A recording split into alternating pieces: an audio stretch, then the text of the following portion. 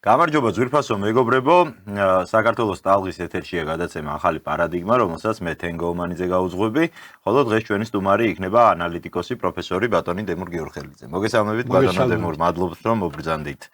სასაუბრო ბევრი დაგვიგროვდა, არ არის კაი ამბები არც ჩვენ ქვეყნის გარეთ, არც ჩვენს ქვეყანაში უშუალოდ. მინდა რომ აი ამ ყველაფერს შევეხოთ, მიმოვიხილოთ როგორც ჩვენს რეგიონში შექმნილი ვითარება და განსაკუთრებით რა თქმა უნდა ამ ხრივ საინტერესო არის პირველ რიგში ზარი შეერთებული შტატებიდან რუბიომ დაურეკა ჩვენს პრემიერ-მინისტრს და შემდეგ უკვე ირანის ელჩის განცხადება, რომელიც საზოგადოებამ აღიქვა ერთგვარად მუქარად თუ გაფრთხილებად. ამასთან ერთად მინდა რომ აუცილებლად მოვასწროთ თვითონ ქვეყნის შიგნით მიმდინარე პროცესებზეც საუბარი, იმიტომ რომ მე მეჩვენება თუ აი თქვენ თუ დამეთანხმებით საინტერესო იქნება ქვეყანა ნელ-ნელა უახლოვდება სოციალური აფეთქების ზღვარს. გულისხმობ კატასტროფულად გაძვირებას, თან ყველაფერი ერთად ძვირდება, დაწყებული ელექტროენერგიით, საწვავით, არ ვიცი, საკვების ფასებით, მედიკამენტების ფასებით, რთულია გავიხსენოთ დრო, როდესაც აი ესეთი ასტრონომიული სისწრაფით ფასები იმატებს. ამავდროულად მთავრობა გვარწმუნებს, რომ ეკონომიკა იზრდება, ყველაფერი კარგად არის, მე არ მესმის უბრალოდ სად არის ეს ყველაფერი კარგად. მინდა რომ აი ამ ყველაფერს შევეხოთ, მიყვეთ აი თავიდან რუბიოს და შემდეგ უკვე ელჩის განცხადება, თქვენ თუ დაინახეთ ამ ორ მოვლენას შორის კავშირი. ფაქტი ერთია, ამდენი ხანია საქართველოს ხელისუფლება ცდილობს დაამყაროს შეერთებულ შტატებთან კონტაქტები თუ აღადგინოს ეს კონტაქტები. გვახსოვს რომ რაღაც ფოტოშოპით დამონტაჟებულ ფოტოებსაც კი აქვეყნებდნენ იქ ტრამპის ადმინისტრაციის წევრებთან გადაღებულს, არანაირი კონტაქტი ამერიკიდან საქართველოს მთავრობის მიმართ არ იყო. დაემთხვა რომ აი სწორედ ეხლა ირანთან გამწვავებული ურთიერთობების პარალელურად უმაღლესი რანგის თანამდებობის პირმა რუბიომ დარეკა საქართველოში და ესაუბრა ჩვენს პრემიერ-მინისტრს, როგორც გამოქვეყნდა რელიზი, ასე ვთქვათ, ამ ზართან დაკავშირებით, თავად ამერიკულმა მხარემ რაც გამოაქვეყნა, საკითხი შეეხო შავი ზღვის უსაფრთხოების და კავკასიის უსაფრთხოების საკითხებსო. ამას უკვე მერე მოყვა მეორე დღეს ირანის ელჩის განცხადება, სადაც პირდაპირ არის ნათქვამი, რომ ვინც აყვა ტრამპის თამაშებს, ისინი აუცილებლად იხდიან და გადაიხდიან ფასსო. როგორ ფიქრობთ, არის თუ არა, თქვენ თუ დაინახეთ აი ამ ორ მოვლენას შორის კავშირი? მოდით იქიდან დავიწყოთ, რომ ირანთან დაკავშირებით არის ურთულესი მდგომარეობა შექმნილი. არავინ არ იცის, როგორ განვითარდება მოვლენები. მე ვცდილობ ყველაფერს დავაკვირდე, გითხრათ სიმართლე, ის, რასაც ელოდნენ, ვერ მიიღეს, ვერც ისრაელმა და ვერც შეერთებულმა შტატებმა და დღეს ღიად არის საუბარი, რომ დაშვებული იქნა შეცდომები. დაახლოებით იგივე ანალიტიკური შეცდომებია, რაც იყო უკრაინასთან დაკავშირებით. თქვენ წარმოიდგინეთ, პირველად მოხდა ისრაელში, რომ ნათანიაჰუმ განაცხადა, რომ მოსადს ჰქონდა გადაჭარბებული წარმოდგენა. ასეთი რამ არ ხდება ისრაელში, იმიტომ რომ ისრაელში არის უმკაცრესი კონსენსუსი სპეცსამსახურებთან დაკავშირებით. ეს ასეც უნდა იყოს ყველა ქვეყანაში, რომელსაც რაღაც სურთ. შეერთებული შტატები კი აყვნენ სრულიად წარმოუდგენელ რამეს. მე უბრალოდ მაყურებელს და მსმენელს შევახსენებ იმას, რომ ირანში ოპერაციის დაწყების წინა საღამოს მე დავდე პოსტი, სადაც აღწერილი მქონდა თუ დაზვერამ შეერთებული შტატების რა მონაცემები დაუდო ტრამპს. ყველა ექსპერტი რას ეუბნებოდა ტრამპს, გარდა ორი ადამიანისა, ეს იყო ცნობილი სენატორი ლინცი გრემი და ტედ კრუსი, რომლებსაც ჯამში რო შეკრიბო შეიძლება ერთი უჯრა გამოუვიდეთ. ტედ კრუსი უსაშველოდ პიტალო ვინმე, ეს არ არის ინტელექტი ან სერიოზული პოლიტიკოსი და მიუთითებდნენ, რომ ამერიკისთვის ჯერთი რეჟიმი არ დაიქცეოდა და მეორე შეიძლება ცუდად შემოbrunებულიყო და მე მაშინ თქვი, ასე რომ ამერიკა ალბათ უარს იტყვის ამაზე, თუმცა ისიც დავძინე, რომ მათ შეხედულებებში 9 პარასკევია და ანუ რაციონალური მათ შორის იმ შეფასებებით რაც ჰქონდა ტრამპს მაგიდაზე იყო რომ მათ უნდა ეთქვა. საიდან გამოდიოდი მე? როდესაც შენ ქვეყნის სპეცსამსახურების მაკოორდინირებელი და ხელმძღვანელი ეროვნული უსაფრთხოების ბიურო გეუბნება, რომელიც 18 სპეცსამსახურის მოსაზრებებს ითვალისწინებს, ეს ძალიან ორიგინალურად არის ამერიკაში აწყობილი, რომ ერთი ხელში არ მოხდეს ამ სამსახურის ძალაუფლების თანმოყრა თავისთავად საჭიში აიღეთ თუგნება საბჭოთა კავშირში კგბ და ასე შემდეგ და ასე შემდეგ და პრეზიდენტი დასცინის უსაფრთხოების ეროვნული ბიუროს უფროს დასცინის ყველას მას და იღებს გადაწყვეტილებას, რომელიც არანაირად არ ჯდება შეერთებული შტატების ინტერესებში. რატომ? ჯერ ერთი იმიტომ, რომ ირანი წარმოადგენს შეერთებული შტატებისთვის ნულოვან საფრთხეს. ყველანაირად.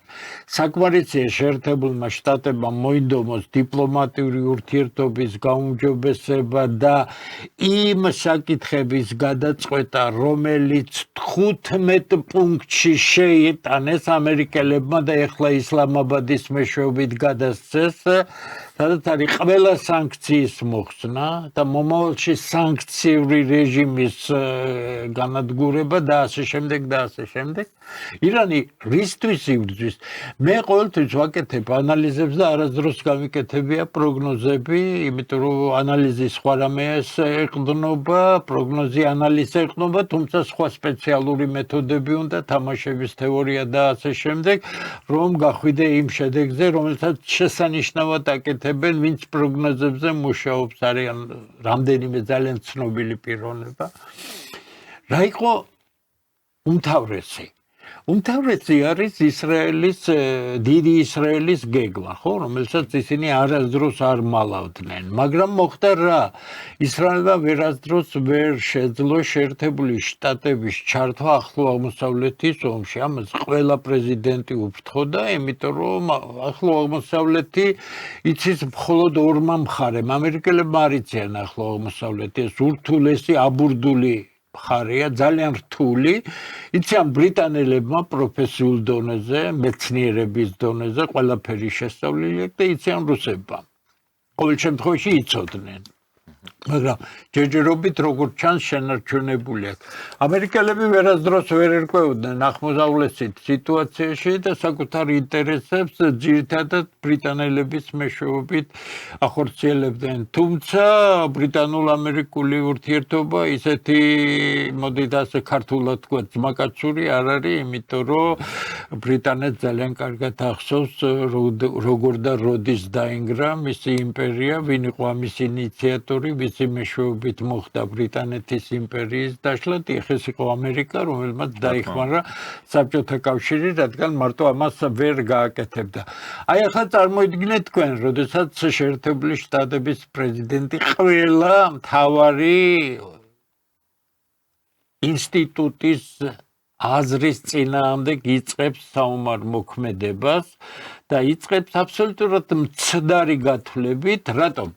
რატომ მცდარი? მე კიდე გეუბნებით, მე არასდროს გამოვხატავ რომელიმე მხარის მიმართ სიმპათიას. მე ავღწევ სიტუაციას. თუ ჩვენ სიტუაციას ავღწერთ, მაშინ ამერიკის მთავრობას რა თქმა უნდა ცოდნოდა, მაგრამ როგორც ჩანს არის ის, რომ თანამედროვე ირანი დღეს არის ერთ-ერთი მსოფლიო ტექნოლოგიური გიგანტი. გინდა ეს შენ, არ გინდა, მე-17 საუკუნეში შენ დაგიპყრო თუ არ დაგიპყრო, ეს არ ცვლის ორ რაიმეს. ის რაცაც ყველაზე მეტად რომ იტყვიან ვერ წდება ამერიკული აზროვნება, იმიტომ სხვა პრინციპია. გარდა იმისა, რომ ის თანამედროვე ძალიან სერიოზული ტექნოლოგიური სახელმწიფოა, ბრწყინვალედ აწყობილი მეცნიერება, ბრწყინვალედ აწყობილი ურთულესი ტექნოლოგიები, რომელიც მთელი ქვეყნის რესურსს, თქვენ ახლა იულია რაკეტის თქმა, მაგრამ რაკეტა არის დისციპლინათა შორისი პროდუქტი და ასე შემდეგ და ეს და საკუთარი რესურსები და საკუთარი მეცნიერებას დაყრდნობით აკეთებს. და ერთადერთი თქვათ იმ გრანიტის კლდეებში მიწისქვეშა საცავები და ასე შემდეგ, სხვათა შორის ეს ტექნოლოგია ირანელებს მისცეს ჩრდილოკორეელებმა. ამიტომ ჩრდილოკორეაც როგორც ტექნოლოგიურად ძალიან განვითარებული სახელმწიფო. როდესაც შენ არ ითვალისწინებ ამას და გონია რომ დაარტყამ და გაანადგურებ, აქ არის მეორე დიდი შეცდომა. ირანი არის სპარსეთი. ეს არის 5000 წლოვანი ისტორიის კაცობრიობის ისტორიაში ერთ-ერთი უდიდესი ცივილიზაცია, პირველი უდიდესი ცივილიზაცია. ეს არის სახელმწიფო ერი ცივილიზაციური ერი, მას გენში აქვს ცივილიზაცია, რომელმაც კაცობრიობის წინაშე უდიდესი როლი შეასრულა. მეცნიერება აიღეთ, სხვა სფერო აიღეთ, პირველი უდიდესი რელიგიის ზოროასტრიზმის შემქმნელი, გინდა რომელიც შემდეგ მონოთეისტურ რელიგიებში გადმოვიდა მრავალი რამე, ხო? ასეთ უდიდესი კულტურა არის, კიდე გეუბნები და ხალხი ამაყობს ამ კულტურით. მეორე როდესაც შენ ვიღაც აიატოლებს ისე რომ არის ინსტიტუციონალური წყობა როგორია ირანში და მე ირანისტების გასაგონად ვიტყვი ახლა რომ მე ირანზე არ უნდა ვსაუბრობდე, იმიტომ რომ მე არა ვარ ირანისტი პროფესიონალი, მაგრამ იძულებული ვარ რა კი მიწევს საუბარი რაღაცებში გავერკვეთ. აიატოლები ერთი ინსტიტუტის წარმომადგენლები არიან, ჩვენ ინსტიტუციონალური წყობა ირანისა უნდა ვიცოდეთ, აიატოლა არ არის ერთადერთი ის ინსტიტუტის ნაწილია, ამიტომ კონტროლს ექვემდებარება. ვინ იყო ხამენეი, რომელიც შემდეგ მოკლეს. ხამენეი იყო დისერტაციის დოქტორის დისერტაცია ჰქონდა დაცული და ირანში დოქტორის დისერტაციის დაცვა არის უსაშინლესად რთული. ეხლა არ იკითხავთ ხამენეის სადოქტორო რა იყო? კანტის ფილოსოფიის შესწავლის მათემატიკური მოდელები. თითქმის ყველა აიათოლა რომელიც დგას, იგივე ლარიჯანი იყო, პროფესორი იყო, დოქტორი იყო და იგივე სხვები რომ აიყოთ, ესე იგი სხვა განათლების ხალხი. ანუ ეს არის ინტელექტუალური ელიტა ირანის, ვინც დგას ამ ქვეყნის სათავეში. ეს არის ინტელექტუალური ელიტა და ეს არის ინტელექტუალური ერი, რომლის შესახებაც საქართველოში ფაქტობრივად წარმოდგენა არის განსაკუთრებით ახალ თაობაში. კიდე გეუბნებით რა მნიშვნელობა ჩვენ თუ ახლა დავიწყებთ რომ ირანი ბნელია და ირანი ირანი თვითონ მიხედავს თავის საქმეს 5000 წელია ის უვლის ამათ ჩვენ რომ მაგარი გენი გქონდეს ჩვენი კულტურისა ამ ბოლო 33 წელს რო არ დაეზიანებია, ჩვენ მივხვდებოდით რა არის ცივილიზაციური გენი და რა მოიყვანა საქართველოს დღემდე. დია, ზუსტად ის საუკეთესო უპირატესობები, რომელმაც ქართველები გამოატარა ურთულეს პერიოდებს და გამარჯვება მიიღო გადმრჩევლად ძლიერ ძალებთან, ზუსტად მე საუხსენი ჩემს ერთ-ერთ გადაცემაში ამ 2 კვირის წინ ეს არის სარწმუნოება, შიიზმი, მოწამეობრივი სარწმუნოება, ეს არის მათი ტერიტორია, რელიეფი, ადგილმდებარეობა და ნაციონალიზმი და ზუსტად აუხსენი ნაციონალიზმიც კარგად არ აქვს წარმოდგენილი. ჩვეულებრივ პირობებში ადამიანს უყვარს ის გარემო, სადაც ცხოვრობს, სადაც სამყარო შეითვისა, სადაც მისნაირი წარმოდგენის ხალხია და ამას როგორც წესი ძალიან გაცვეთილი მე არ მიყვარს ერთი პატრიოტიზმით აფასებენ.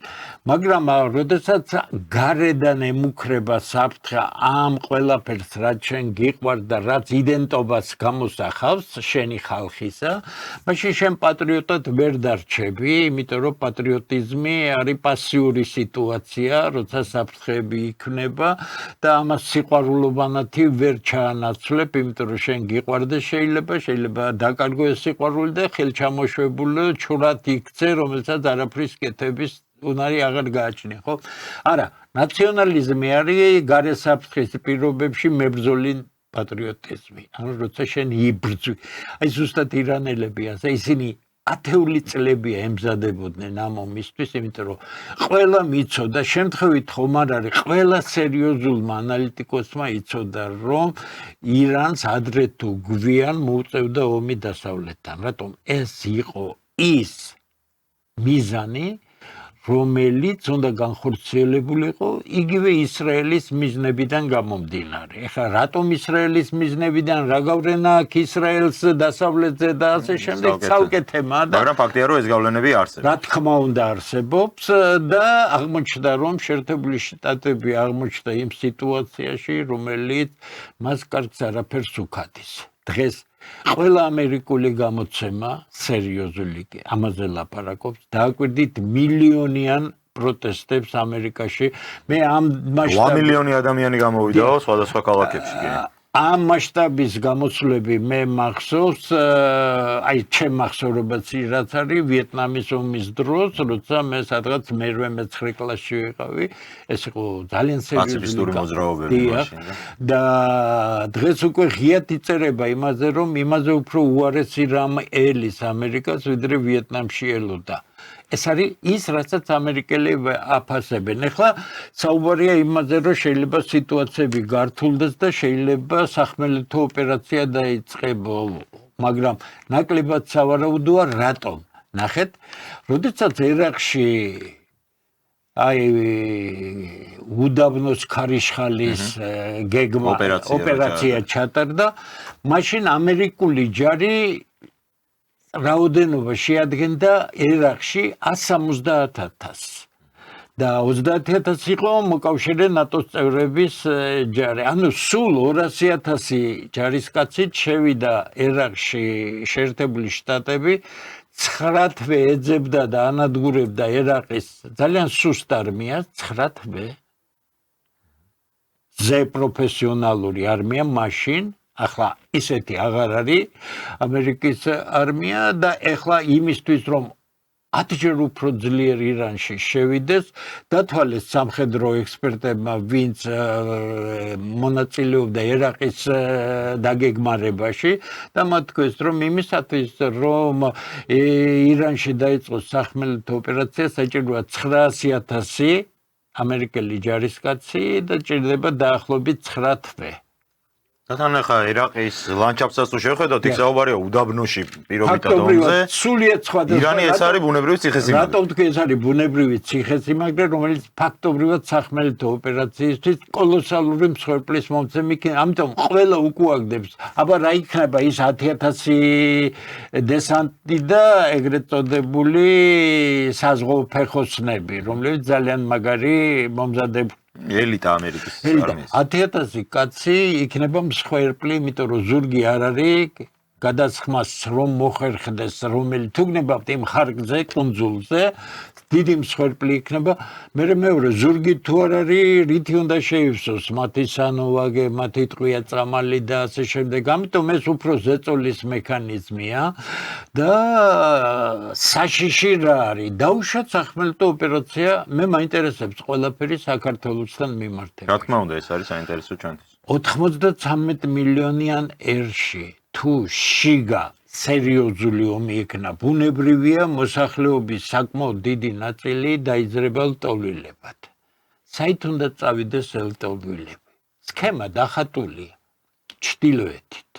სამხრეთში ოკეანეა და ერთადერთი გზა სადაც ისინი წავლენ აზერბაიჯანის საქართველოს გავლით რუსეთისაკენ. თუ ეს უბედურება მოხდა აზერბაიჯანის და საქართველოს და სომხეთის უბრალოდ გადათელი იქნება, იმიტომ რომ სომხეთში უკვე არიან ლტოლვილები, რომლებიც სწორედ იმის გამო, რომ ნახიჩევანიდან ხდებოდა დარტყმები იმ აზერბაიჯანულ ნაწილზე ირანისა და თვითონ აზერბაიჯანის ტერიტორიიდან, იმიტომ დაიბომბა ის რაც დაიბომბა ნახიჩევანში, უკვე არიან საკმაოდ ბევრი ლტოლვილები და ამიტომ ბუნებრივია ასეთი ლტოლვილების ნაკადი დიდი იქნება. ახლა ჩვენ ვიფიქროთ 750 კილომეტრი არც კია ირანის საზღვრამდე, აზერბაიჯანის გავლით. უბრალოდ არ არის. 1200 კილომეტრზე ცოტა მეტია თეირანამდე. თეირანი კი ქვეყნის შედარებით სიღრმეშია, ხო? როგორ უნდა უყურებდეს უბრალოდ ქართველი, რომელსაც საკუთარი სახელმწიფო, საკუთარი ქვეყანა ჩვენ რა უნდა გავაკეთოთ? ავდგეთ და ხელი შეუწყოთ ვინმეს ჩვენს მოკავშირეს ბრჭყალებში, რომ გაანადგუროს ირანი არ განადგურდება ხასოს, ვისაც გონია რომ ირანი განადგურდება, ჭკუანაკლულია უბრალოდ და ჩვენ გავხდეთ იგივე დარტყმის ობიექტი, როგორიც არის სპარსეთის ყურის მარიონეტული ხელოვნური სახელმწიფოები, რომლებიც ბრიტანელებმა შექმნეს ხელოვნურად, რომელთა უკან არც კულტურა არის, არაფერი არ არის. ბედუინები დანიშნეს ოჯახებად და რა მოხდა? შევადაროთ ირანი და საუდის არაბეთი, რამხელა მანძილია სხვაობა ირანსა და საქართველოს შორის უდიდესი, ხო? დაიბომბა ბაზები, დაიბომბა სხვა რამ, დაიბომბა და განადგურებული იქნა ავაქსის ტიპის სადაზვერვო თვითნავი, რომელიც შორ მანძილზე აღმოჩნდა. მთელი ახლო აღმოსავლეთი დაზვერვას ახორციელებდა თურმე. ეს საკმაოდ ძვირად ღირებული, განადგურდა ყველა ის სარელეო სალოკაციო დანადგარები, რომელთა რაოდენობა ღირებულებებში მილიარდებს აღწევს, ყველაფერი იქნა განადგურებული. თქვენ არადა ყველა დარტყმის წინ ირანის ხელისუფლება აფრთხილებდა ამ არაბული ქვეყნის ხელისუფლებებს, რომ ისინი გააკეთებენ დარტყმებს. ახლა მე გეკითხებით ჩვეულებრივ რაიმეს. ქართულ 33 წლიან დამპალი იდეოლოგიით გამოთაყვანებულ თავებში დღესაც იხარშება ის, რომ ჩვენ აქ შეიძლება გქონდეს რაღაც ბაზები, ვიღაცისა, რომელიც მეზობლების მტრები იქნება. მეზობლები კარგია, ცუდი არიქა, ეს იყო, ის იყო, არ მაინტერესებს. მე ფაქტს ვაღიარებ. და ჩვენ გვინდა და მე არაერთხელ თქვენს გადაცემაში და სხვაგან მithvams, საქართველოში ნატო ვერ იქნება ორი მიზეზის გამო.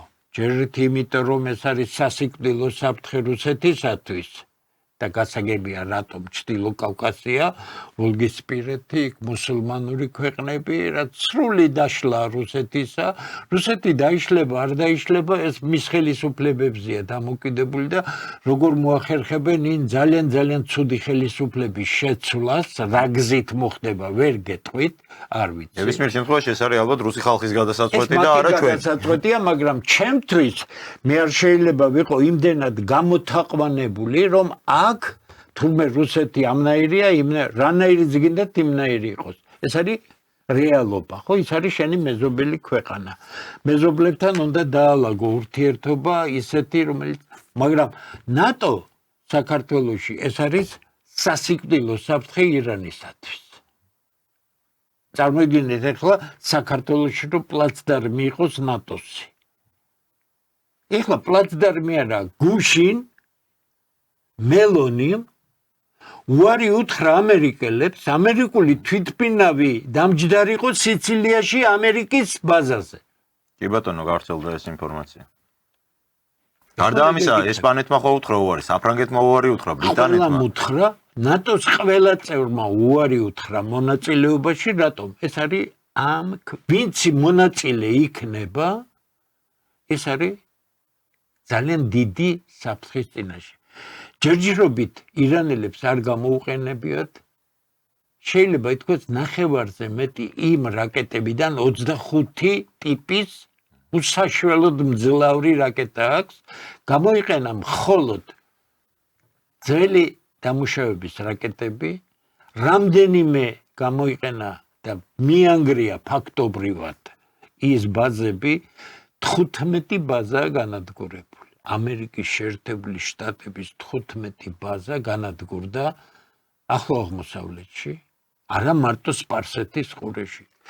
მე ამას ავხსნერ ერთი გამო. ეხლა რომ საქართველოში იყოს ნატოს ბაზა, რომელიც იბრძვის ირანის წინააღმდეგ, ამდენი ხანი იქნებოდი დაბომბილი? ცხადია იქნება. მუდმივი რისკის. ეხლა გეკითხებით მე პოლიტიკოსებს მიმართავ, იმ ვითომ შინ მივავალ ჭრელა პარტიების სასაცილო პოლიტიკურ ლიდერებს მიმართავ, როცა სამხრეთ კავკასიური სახელმწიფო ხარ, როდესაც სამხრეთ კავკასია, შუა აზია და ახლო აღმოსავლეთი მოექცა ერთიან გეოსტრატეგიულ სივრცეში და ეს არის მსოფლიო პოლიტიკის ეპიცენტრი და ასე იქნება უახლოესი 30-40 წლის განმავლობაში, იმიტომ რომ არაფერი გადაწყვეტილი არ არის, მთავარ სახელმწიფოებს შორის არანაირი ბალანსი მიღწეული არ არის. შენ გინდა რომ დიდი სახელმწიფოები დატოვო გვერდზე და შეხვიდე იმ არარაობაში, რასაც ევროკავშირი ქვია, რომელსაც პოლიტიკური წონა არ გააჩნია და რომელიც მაგიდასაც კი არ უზის პოლიტიკური მის ტერიტორიაზე ფაქტობრივად მიმდინარე კონფლიქტი, უკრაინის კონფლიქტს გულისხმობ. ევროპას არავინ არაფერს არ ეკითხება. ეს არის არაფერს არ ეკითხება. სამწუხაროა თუ ასე, ეს არის ფაქტი. არაფერს არ შეეკითხება და რატომ იქცევა ტრამპი ესეთნაირად, რომ ნახეთ რა განცხადებები გააკეთა იმის გამო, რომ ნატოს წევრმა ქვეყნებმა ჩვენ აწი ერთი გზა აღარა გვაქვს ნატოსთან ერთადო. ნუ ევროკავშირთან მისი ურთიერთობა ისედაც არასდროს მომძონდა ნატო. კითხვა, რა არის წინ თავარი არის იმის გაგება თუ რატომ ხდება. ცხადია ნატოს არანაირი ფუნქცია არ და ყველაფერი დაეკარგა და ევროკავშირის არანაირი ფუნქცია არ გააჩნია. რატომ? როდის გააჩნდა ნატოს და ევროკავშირის დიდი ფუნქცია, როცა შესაკავებელი იყო საბჭოთა კავშირი და ნატო აკავებდა აგრეთვე გერმანიასაც, რომ მესამე მსოფლიო ომი არ დაეწყოთ, ფუნქცია არ აქვს. ვის რა ეკსაქმება ევროკავშირთან, რომელსაც არაფერი არ გააჩნია. ყველას უნდა საწველ ზრუხად და შენ დამპალი იდეოლოგიიდან გამოთაყვანებული პოლიტიკური მოღვაწეები და გამოათაყვანეს ახალგაზრდობად სამწუხაროდ, რაც მე ყველაზე და საშუალო და უფროსთაობა არ მანაღლებს, იმიტომ რომ მათ არაფერი არ ეშველებათ, ეს არის გონება დამთხოვული ხალხი, რომელსაც ჯერთი კომუნისტებიც იყვნენ და კომუნისტობა უნდათ და კომუნისტში ცხოვრება უნდათ. ჩაიშალა ის აქ. მე ევროატლანტიკური, ნახეთ რა კაი სექსუალური ფრაზა არის, ხო, ევროატლანტიკური ინტეგრაცია, ხო, ეგონათი მე ერთი ქალბატონი შემომივარდა გვერდზე და შესაძიზღერო, რატომ გინდაო, არ გინდაო ევროპაო, მეო დიდი პენსიები მექნებაო და შენ კი ესე იგი რომ თქვენი ბრალია რო ვერ შევედით იმას რომ პენსია არ აქვს, ეგ არის თქვენი ბრალი. ხო და რატო გეუბნები? ფუნქცია არ არის. საქართველოს დღეს აქვს ფუნქცია და რუბიოს უზარმაზარი ქვეყნის ვიცე პრეზიდენტი, ბოდიშით სახელმწიფო დივანი იგივე მეორე კაცი არის საქმეთა მინისტრი, ხო, რეკავს სრულიად გასაგები მიზეზების გამო.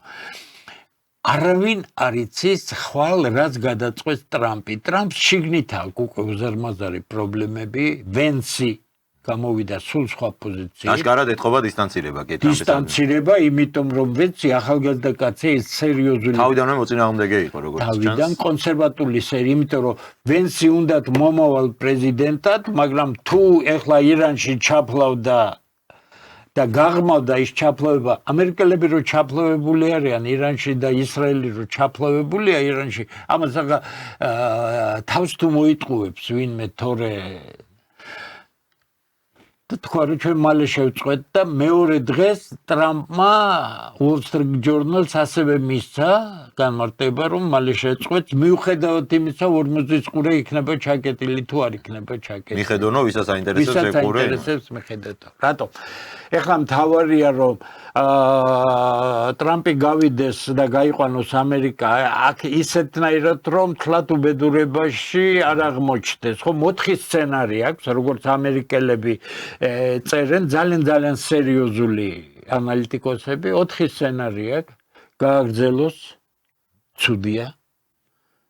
მშვიდობიან მოლაპარაკებაზე გადავიდეს, ცუდია მისთვის, სახეს კარგავს. დაბომბოს ელექტროსადგურები, ცუდია, იმიტომ რომ საპასუხო იქნება და გააფრთხილეს ყველა IT კომპანია დაიბომბება ახლო აღმოსავლეთში, რაც კი არის. და ანდა დაიწყოს სახმელეთო ოპერაცია, რომელიც კიდევ უფრო ცუდია და სრული კოშმარია ამერიკისთვის. ამ ვითარებაში საქართველოს აქვს ერთადერთი პოზიცია.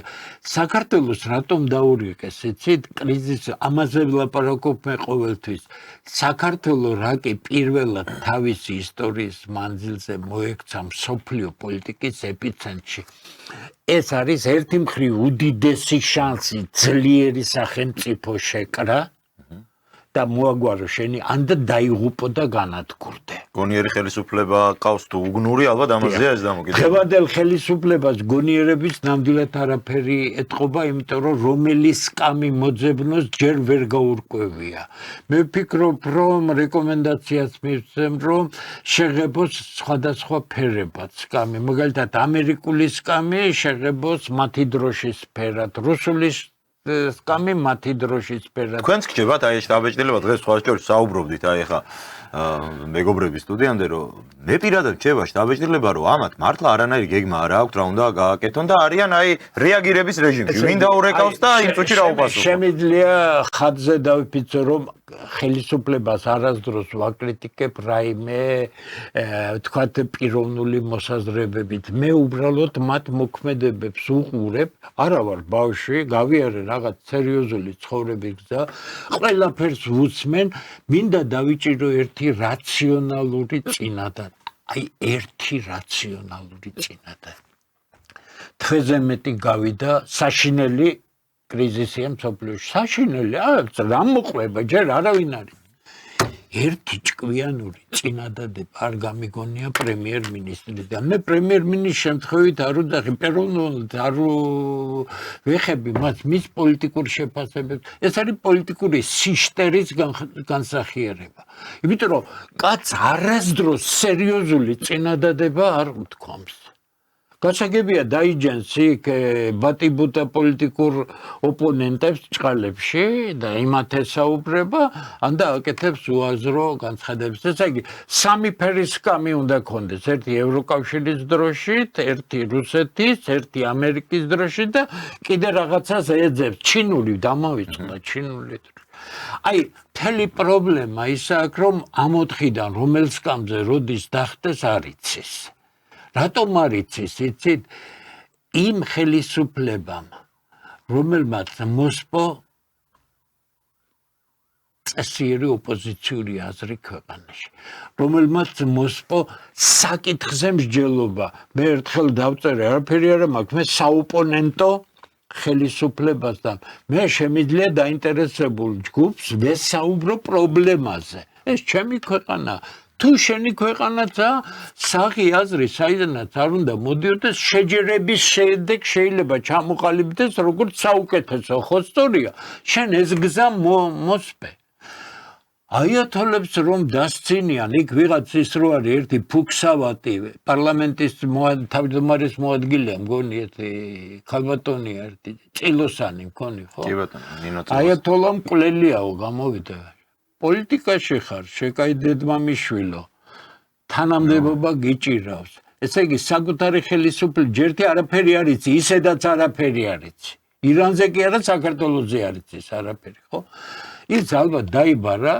კობახიძემ და უთხრეს სისულელე თქვი და მე გამოვიდა და ვითომ ვერ გაანეიტრალებს სულელი არავინ არ არის ყველამ ყველაფერი ძალიან ნუ ამათ ეგონათ აი როგორც რუსეთთან პუტინთან მიმართებაში რასაც გინდა კაცო იტყვი და იქიდან არ მოდის არანაირი რეაქცია და ახლა იმიტომ რომ ხო ნუ რუსეთს ფაქტ კიდე სხვა არის იქ გასაგებია რუსეთთან ურთიერთობა კიდე სხვა არის ეგ ტრადიციულად ცნობილი ურთიერთობებია ერთადერთი რაც საქართველოში არაფრით გაგება არ უნდათ ანტირუსული განწყობები არა მარტო კრეტინიზმის მაჩვენებელია ხასუსვამ ვისაც გნებავთ იქ დაგელაპარაკებით არამედ გონება სისუსტის შედეგია რატომ ისტორია დასრულებულია არ არის ეხლა არის რეალობა და შენ გაქვს შენი სახელმწიფო რომლის მომავალი უნდა იქნას უზრუნველყოფილი რუსეთი შენ არც უნდა გიყვარდეს და არც უნდა გძულდეს პრაგმატული ურთიერთობა უნდა დაამყარო მასთან მეზობელი რა შენ შეცვლი რუსეთს მაგრამ ქართველებს კითხეთ აბა ზოგიერთებს აქ ნატო იმიტომ ჭირდებათ რომ მონღოლები გაანადგურონ აი გონება დამთხეული ხალხი რომლებიც დღეს ნაწილი ხელისუფლებაშია, ნაწილი ეგრეთ წოდებულ ვითომ ოპოზიციაშია, რომლებიც შინ ევროპისკენ მიდიათ, წარმოგიდგენიათ, როგორი გონებაბნელი უნდა იყოს ადამიანი, რომ შენ დღევანდელ სიტუაციაში კი ევროკავშირის ინტეგრაციაზე საუბრობდე, რომლის შანსი არა მარტო ნული იყო ყოველთვის, დღეს საერთოდ უსასრულობაა შანსი. არა შანსი, არა უსასრულობა.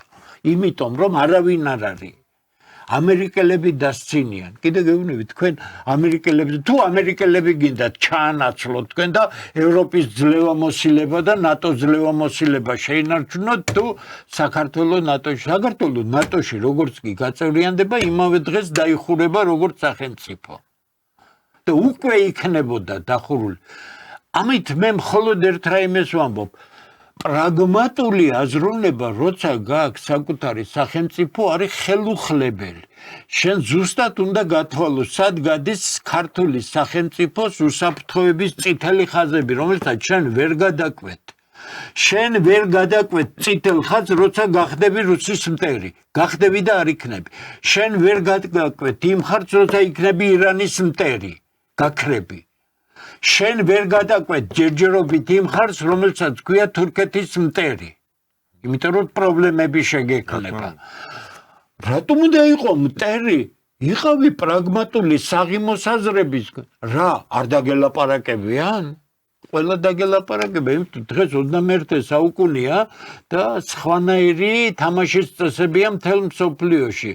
იქ, სადაც თამაშის წესები ირღვევა შეთანხმებად უკრაინაში დაირღვა, რა უნდათ უკრაინაში უნდათ პლაცდარმი ნატოსი, ან გამოეცადათ რუსეთი წაიფორხილებდა თუ არა, რომ გაენადგურებინათ. მოიხსნა თუ არა დღის წესრიგიდან რუსეთის განადგურება, არა მარტო მოიხსნა, არამედ გაძლიერდა. და დღეს ამას თვითონ ვისაუბრობენ ღიად. რატომ და ამასაც ირანი იყო ერთ-ერთი პირველი ნაბიჯი წარმატების შემთხვევაში შემდეგი განადგურების ობიექტი იქნებოდა რა თქმა უნდა რუსეთი. ვერც ერთი განადგურდება, ვერც მეორე განადგურდება. მაგრამ განადგურდება უტვინო აზროვნება, დააკვირდით არაფრის მაქნისი მარიონეტული უმდიდრესი სპარსეთის ყურის სახელმწიფოები. კატარიო, ეს ბაჰრეინიო, ეს საუდის არაბეთიო, ეს ემირატებიო, რა ემირატები? მოსადის ბაზა ქონდა გახსნილი სახელმწიფო, რომელიც ირანის წინააღმდეგ მუშაობდა, ხო, კონტრაბანდა, იარაღის შეტანა, ყველაფერი, ხო, დაგარტყეს, გაგაფრთხილეს კი. კიდე გაგაფრთხილეს გითხრეს, რომ ვინც მონაწილეობს ჩვენთან თავდასხმაში, ჩვენზე თავდასხმაში, ორმოზის ყურის ვერც ერთი გემი ვერ გადაკვეთს, დანარჩენი ყველასთვის გახსნილია გზა. ეხლა რა ვქნათ ქართველებმა, მოდით ასე ვთქვათ, რუბიომ დაგვირეკა და მოდით რუბიოს მივცეთ საშუალება, რომ შემოიყვანოს აქ ამერიკული კონტინენტი და თვითმფრინავები მივცეთ თუ რა თვითმფრინავები, ვერ დაგიბომბავენ აქაურობას, მოერიდება ვინმე. ხო, მაგრამ აი რა გამოსავალი აქვს ეხლა ესე დრო საქართველოს ხელ ერთი არის რომ ეხლა ტრამპზე და რუბიოზე უარის თქმა როგორი არის, ხო? როცა გირეკავენ. არ ეტყვი უარს და აქედან სერიოზული საფრთხეა. გამოსავალი ის, რომელიც მე წლებია კულტივირებას უკეთებ. ეს არის მიუმხრობლობის პოლიტიკა, არა ნეიტრალობა, შენ ნეიტრალური ვერ იქნები. დეთანხმები. სანამ სოფლიოს სამი მთავარი მოთამაშე სამხრეთ კავკასიაში ბალანსებს დაამყარებდეს, შენ ვერანაირ ნეიტრალობას ვერ გამოხატავ. ნეიტრალიტეტი რეალურად უფრო ძვირი ღირს იმ გაგებით, რომ მაშინ მართლა უნდა შეგეძლოს საკუთარი უსაფრთხოების უზრუნველყოფა. შენ არ გჭირდებოდეს არავინ. მაგრამ თუ არ თმაგრებოდეს. შენ თუ სანდო პოლიტიკური, სანდო რაც გვეცით ავტორიტეტული ხალხი საქართველოს ხელისუფლებაში, რომლებიც შენი მომხრე კი არ იქნება. ავტორიტეტული იქნება და რომ გეტყვის რომ თქვენ ამერიკამ უნდა იცოდეთ რომ საქართველო არასდროს იქნება გამოყენებული ამერიკის წინააღმდეგ.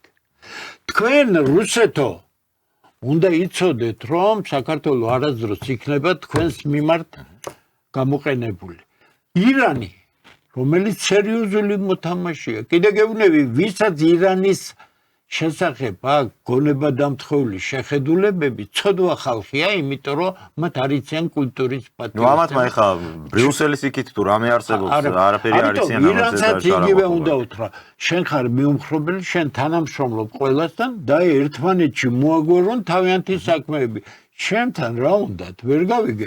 ჩვენ გავისრიცოთ ამაში, მაგრამ შენ იმდენად მარიონეტული სული გაქვს, იმდენად მიძვრები, ამდენი წელია. ამ დასავლეთის უკანალში, რომ მზად ახარ საკუთარი ქვეყნის გაწირო. ამიტომ დადეკი პოზიცია კონდეს კაცო მიუხრე რა შენი საქმეა რუსეთ დასავლეთის დაპირისპირება რომელიც როგორ განვითარდება ირანი ხედავ ხო ირანი თუ არ ხედავ თუ კანალიზაციის ტელევიზიებით უყურებ როგორ უთხოვდება ირანი და როგორ ნადგურდება ეს აი შტერი ხო უნდა იყო ახლა ჩამოყალიბება მაგიტომ არის რომ ზოგადად ალბათ მართლა არ არის ყველა საქმე ამ სახელმწიფოს მართვა და არ არის ყველა საქმე ეს პოლიტიკა თორე აი იმდენად გამაღიზიანებელია ხოლმე ჩემთვისაც გაქვს ყველაზე დიდი ბედნიერება გაქვს შენი სახელმწიფო მაგრამ აღმოჩნდა რომ ქართველებს საკუთარი სახელმწიფოს მოვლის უნარი არ აქვს ამის გადალახვაც ვცდილობთ ამიტომ ვიქნები ყოველთვის უხეში იმიტომ რომ საქართველოში არის ყველაფერი არის საუკეთესო რესურსი მატერიალური არის ფინანსური რესურსი ჯერჯერობით არის ადამიანური რესურსი ჯერ კიდევ არის მაგრამ მალე განათლების განადგურების გამო და ამ ხელისუფლებას რომელსაც გუნდრუგს უქმებს გამოთაყვანებული სეთურის ბრბო სპორტს საქართველოს მომავალს იმიტომ რომ განათლებაში და მეცნიერებაში შენაირი პატარა ქვეყნისთვის მით უმეტეს ისეთი გენეტიკური მონაცემების მქონე ხალხისათვის როგორიც ქართველებია კიდეგეულები მთელი ჩემი ცხოვრება ახალგაზრდებთან გავატარე ურთულესი საგნები მაქვს წაკითხული მათემატიკური ძალიან რთული ასეთი გონება გახსნილი ახალგაზრდები იშვიათია და რაც ატენის ეს ხელისუფლება ეს ვაი ხელისუფლება ამ ახალგაზრდებს რა სიაფანტობებს ატენის ამ ვითომ უნივერსიტეტებში რასაც სწავლის ორიოდე დღის წინ დავწერე არაფერი რო არიცი ერთადერთი წარმოება ნანახი გაქვს მაკდონალდში როგორ კეთდება ჰოთ-დოგი და ამნაირი სასაცილო რაღაცები ესაა შენი წარმოდგენა წარმოებაზე და ირანელი ახალგაზრდები ზიან ტექნიკურ უნივერსიტეტებში ზიან საბუნებისმეტყველო მეცნიერებებზე მერე მიდიან იმ დახურულ ორგანიზაციებში ისევეა რუსეთშიც ახლა არანორმალური კონკურსია თუმცა ამ კონკურსებს საფუძველი საინჟინროში დაუდო იმან რომ სილიკონის ველზე გარბოდა ყველა იმიტომ რომ რუსულ რამდენიმე ტექნიკურ უნივერსიტეტ დამთავრებულ ხალხს სოფლიოში ყველგან ღია აქ გარები იმიტომ ძალიან მაგრებია ხო ჩვენ რა გავაკეთეთ ყველაფერი გავანადგურეთ ტექნიკური განათლება მოვსწრეთ და ასეთი ხელისუფლება რაიმე სიმპათიით სარგებლობს ქართულ ხალხს. ისე ძალიან სწორი შედარებაა ბატონ დემურ მართლა მაგრამ მომეწონა რომ ესე იგი ჩვენთვის ჩვენი ახალგაზრდისთვის პერსპექტივა რომ აი წარმოების კუთხით რო განვითარდეს და წარმოება რა არის ის რომ მართლა წავიდეს მაკდონალდში გააკეთოს ჰამბურგერი და ირანელი ახალგაზრდისთვის არის რომ წავიდეს და ატომური ბომბი გააკეთოს და დგას მე ეს ქართველი ახალგაზრდა და იმას დასცინის რომ ის არის ველური ჩამორჩენილი და ჩვენ ვართ თურმე განვითარებული არის გადაცემები, სადაც ახალგაზრდა რუსი სპეციალისტები, აი რადიოსალოკაციო სისტემების შექმნელი 30-35 წლის ხალხი, რომლებიც უსერიოზულეს რაღაცებს აკეთებს. მე ურთიერთობა მქონდა იგივე ის ბაუმანის სახელობის დღეს ტექნიკურ უნივერსიტეტთან სხვაგან საავიაციოში ენერგეტიკულ მე ვიცი რა დონეებია იქ ხო მე მინდა საქართველოში დღეს არის დაახლოებით 10-მდე სპეციალისტი რომელსაც შეუძლია გაკაჩოს ისეთი სერიოზი იმიტომ თავად აქვთ ბევრს დამთავრებული იმიტომ ჩვენ გავუშვით თავის დროზე ტექნიკურ სასწავლებელში არის ყველაზე რთული სპეციალობა რომელიც არის ფუნდამენტი მთელი ამ სამხედრო კომპლექსისა სამოქალაქო მანქანათმშენებლობის ეს არის მანქანების დინამიკა და სიმტკიცე მე თვითონ რაღაცები ამ კურსიდან წაკითხული მაქვს ამ სპეციალობიდან აი წინვალე სტუდენტები იყვნენ ქუთაისის პოლიტექნიკურ ინსტიტუტში რომელიც ინსტიტუტმა გაუშვით მათ შორის ჩემი სტუდენტები იმიტომ რომ ეს არის იმ სპეციალობის გაგრძელება რომლის სათავეშიც ფუძეში მასალთა გამძლეობა და ეს არის ჩადებული მარტო 10-მდე კაცია რომელსაც შეუძლია ნებისმიერ დონეზე წაიყვანოს ეს სპეციალობა ჩვენ მართალია ისინი დასაქმებული არიან ზოგი მოსკოვშია ზოგი კიდე გერმანიაშია მაგრამ არის ქუთაისშიც მათ შორის ძალიან ხელმძღვანელი ერთ-ერთი ძალიან სერიოზული ფაკულტეტისა და ჩვენ რა სტიმულებს გვქნით იმისთვის რომ ჩვენი საოცარი ახალგაზრდები რომლებიც დაწვა მე ვკითხულობდი ამ საგანს ერთ-ერთ სპეციალობაზე სპეცკურსის სახით ქუთაისში და მე ჯგუფში მეჯდა რამდენიმე გოგონა და ბიჭი რომელიც ამ რაკეტულ სფეროში ფანტასტიკური შედეგების მიმწერი იქნებოდა ჩვენ რა გავაკეთეთ რაც ვასწავლით ევროპეო მცოდნეობას ხო კიდე გეუბნებით ბიზნესის მართვის სიაფანტობას ხო სწორია ეს არის მეორადი სპეციალისტი იმდენი სპეციალისტი ყავს ამ ბიზნესის მართვის მართლა როგორ არ ყვავის ჩვენთან ეკონომიკა და ბიზნესის გასაოცარი კიდე გეუბნებით აი უხეშად ვიტყვი თუ თქვენ მომიძებნით ყველა ამ უნივერსიტეტში ერთ კურს დამთავრებულს ან ერთი მაღალი დონის კურსის სტუდენტს რომელიც გამირჩევს მე ამოცანაც მივცემ ორი პროექტიდან ინვესტიციის თვალსაზრისით რომელი პროექტი უნდა დააფინანსოს აი საჯაროდ მოვიხდი ბოდიშს მე ვიცი რა დონეებია სხვაგანაც ვიცი მათ შორის იმ კუდრაჭა უნივერსიტეტებში რომელსაც პრესტიჟული შეუქმნეს არაფერი ამიტომ ეხლა მე გეუბნებით კი მაგრამ ირანს რო დასცილდი და ასე გონია ისიც არიცი ვინ არიან ისიც არიცი რა ხალხი მართავს რომლის მსგავსი შენ არა გაქვს ახლა კარგად დაუფიქრდით რასაც გეტყვით აიათოლები თუ მართავენ ირანს ისინი ინსტიტუტის წარმომადგენლები არიან შენ გამართავს არაფორმალური მართველი რომელსაც ფეხებზე კიდია მთელი სახელმწიფო ინსტიტუტები ერთად აღებული არც მალავს ამ ყველაფერს ეხლა მე გეკითხებით ჭკუა სად წავიდა ფეხებში სად წავიდა ჭკუა ხალხისა რომელსაც უნდა თავისი არ გექნებათ სახელმწიფო არ იქნებით ამ ქვეყანაში ეგ ამ ხალხისთვის მე ვფიქრობ ბატონ დემურ არც არის დიდი ტრაგედია აი როცა ჩვენ საუბრობთ რომ როგორ ჩანს სახელმწიფოებრიობას რა ფუნქცია აქვს რა მნიშვნელობა აქვს მე სამწუხაროდ მრჩება ხოლმე შტაბეჭდილება რომ ჩვენ საზოგადოების რაღაც ნაწილში ჩამოყალიბდა ეს რომ ნუ თუ არც იქნება ეხა ეს სახელმწიფო დიდი ამბავი და წავალ ევროპაში ვიცხოვრებ კაცო ეგ მინდა ისედაც ანუ ისინი არ განიხილავენ თავს ამ სახელმწიფოს ნაწილად ისინი განიხილავენ თავს რაღაცა ერთიანი დასავლური სივრცის ნაწილი ვართ ჩვენ და არა ვართ ეხა ხო ფაქტი არის და ესეთი აზროვნება მართლაც ალბათ ადრე თუ გვიან გადავიხდით მე ამ ყველაფრის ფას ის ხალხის ვისთვისაც ძვირფასია ეს სახელმწიფო ძალიან მალე თუ ასე გაგრძელდა და არაფერი შეიცვალა ქართველებისთვის ამ ქვეყნის დაკარგვის წინაშე და როდესაც განათლება დაქვეითებული ახალგაზრდები ამ დამპალი იდეოლოგიის გავლენით აგრესიულ სისულელებს ბოდავენ ეს უკვე ტრაგედიის მიმანიშნებია. ბატონ დემურ, კითხვები შემოდის მაყურებლებისგან.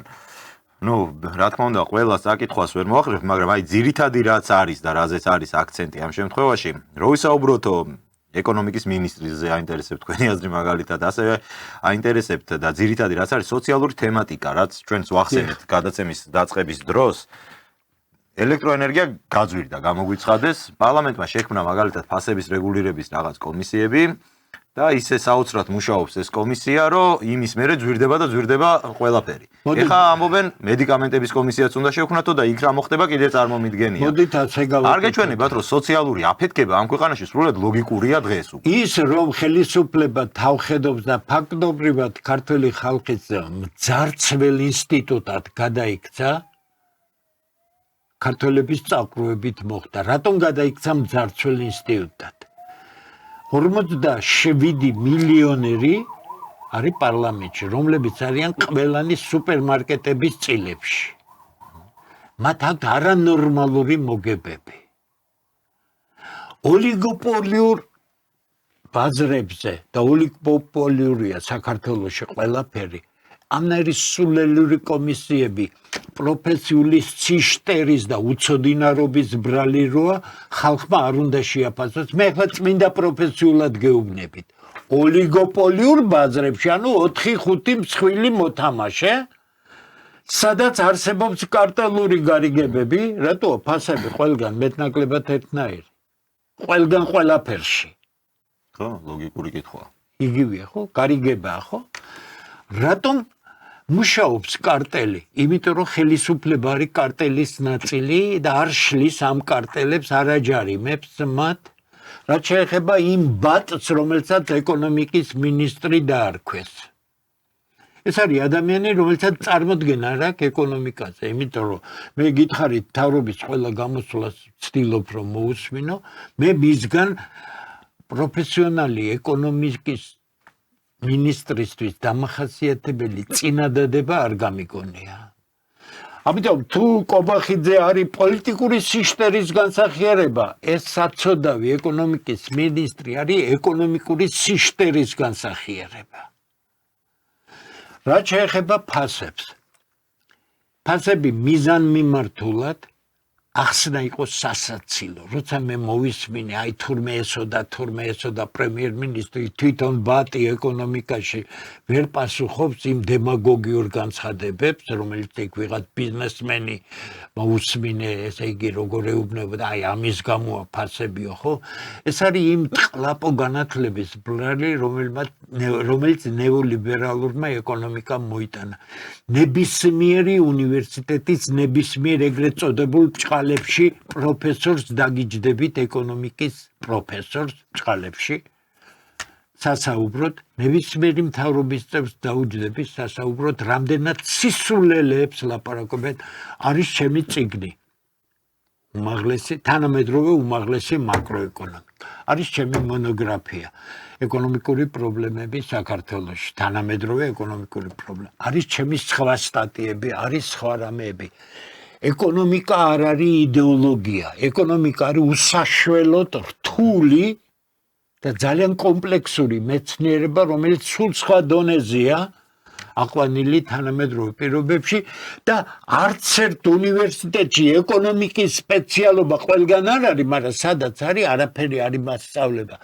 მენქიუ სისულელის დონეზე ასწავლიან ახალგაზრდებს არაფერს, თურმე ბაზარი არეგულირებს ყველაფერს, თურმე არ უნდა ჩაერიო. კიდე გეუბნებით, არაერთ ეკონომისტს ვიცნობ ბჭყალებში, არანაირი ეკონომისტი ესენი არ არიან, ეს არის იდეოლოგიური მუშაკები. პროფესიულ საქმეს, რასაც ეკონომიკა ქვია, ჭირდება ღრმად პროფესიული ცოდნა. ყველაფერი საქართველოში რაც კეთდება, თავრობის დონეზე, ფირმების დონეზე, არის ეკონომიკური მეცნიერების, ფინანსური მეცნიერების საწინააღმდეგო. ეს არის იმ ტყლაპო ნეოლიბერალური ეკონომიკური დოქტრინის ფარგლებში, რამაც მსოფლიოს უკვე უარი აქვს. ნათქვამი ერთადერთი, აი ძალიან მაგარი საყრდენი ამ ნეოლიბერალური სიშტერის არის საქართველო. ამიტომ ფასები მე მასხრათავი გდე კომისიები, იმიტომ რომ ფასები უფრო მეტად წავი. აი ამათ ინტერესებს, ამათ ჯიბეში მიდის. ქართველი ხალხის ჯიბიდან ამოდის არანორმალური ფული.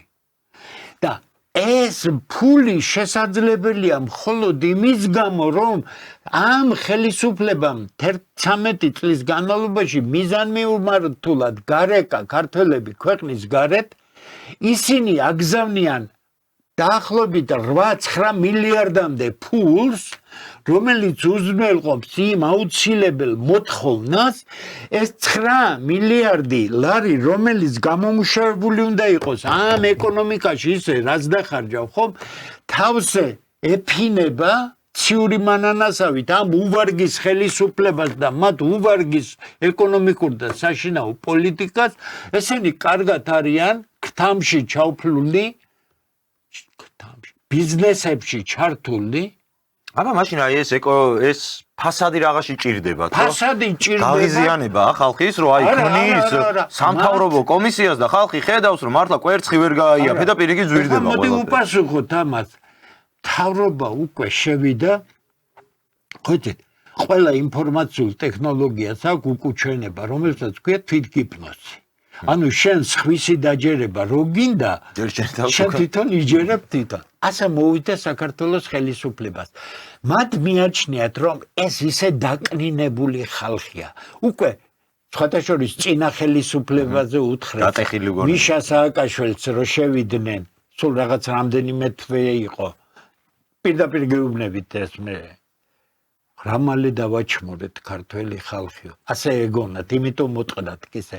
ეხლა ამად გონიათ, რომ დააჩმორეს ქართველი ხალხი, ამიტომ რასაც დააბოლებენ, იმედი აქვთ, რომ სეთურის ბრბო, ანუ მათი მხარდამჭერი იმდენია, რომ ვისაც არ უნდა ილაპარაკოს, არაფერი არ გამოვა აქედან. ამ სეთურის ბრბოს გასაგებად ვამბობ. ჩვენ დავდგებით ფეხზე, წესიერი ქვეყანა გვექნება და თქვენ ამ წესიერ ქვეყანაში უბრალოდ დასაცინი ხალხი იქნებით. თქვენ არავითარ რეპრესიებს არავინ არ გაგიკეთეთ. ვის რაში ჭირდება საცოდავი ხალხის რეპრესირება. თქვენ იქნებით ყველაზე დასაცინი ხალხი და ყველაზე სამარცხვინო ხალხი ქართულ საზოგადოებაში, იმიტომ რომ თქვენ დღეს თავზე გექცევათ ქვეყანა და შეხარით არაფორმალურ მართლობებს შეხარით იმას, რომ ყოველ დღე გძარცვავენ. როგორ შეიძლება მე ახლა მართალია რაღაც ხელფასი მაქვს, მაგრამ ეს ხო არ არის რაღაც ისეთი ხელფასი და ესენი, ხო რაღაც მაქვს ხო პარლამენტიდან კიდე როგორც სოციალური ისინი. კიდე გეუბნებით, შეუძლებელია თვიდან თვემდე არაფერი ზედმეტი მე და ჩემი მეუღლე ვართ. ჩემს შვილს თავისი შემოსავალი აქვს, რომ თვიდან თვემდე გაიტანო ნორმალურ სიტუაციაში თავი.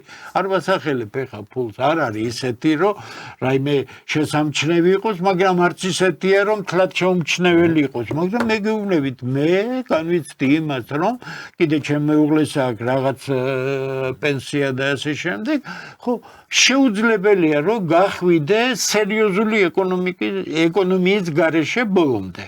და ფუფუნებაზე არ არის საუბარი, არის ფუფუნებაზე არ არის საუბარი, არის ჩვეულებრივ ყოფით ცხოვრებაზე. ყოფით ნორმალურ დონეზე რომ იყო ყოველგვარი ზედმეტების გარეშე. ეხლა მე გეკითხები, როგორი ღირსება დაკარგული უნდა იყოს ხალხი, რომ გძარცვავდეს და შეხაროდე? ამას ქვია ის, რაც მე ერთი კვირის წინ დავდე შესანიშნავი მე-16 საუკუნის ფრანგი მოაზროვნის მსჯელობა ნებაყოფლობითი მონობის შესახებ. ზუსტად შეესაბამება მე-16 საუკუნის ფრანგულ ინტელექტუალურ გარემოში 18 წლის კაცის მიერ დანახული უღრმესი პრობლემა დღეს ერთ-ერთზე გადმოდის საქართველოში, რადგან რომ არ იყოთ ნებაყოფლობითი მონები, თქვენ ასეთ სამარცხვინო მდგომარეობაში არ იქნებით, მაგრამ მე ამას მხოლოდ იმიტომ ვამბობთ, რომ ამ თქვენი პოზიციით თქვენ საქართველოს მომავალს უსპობთ.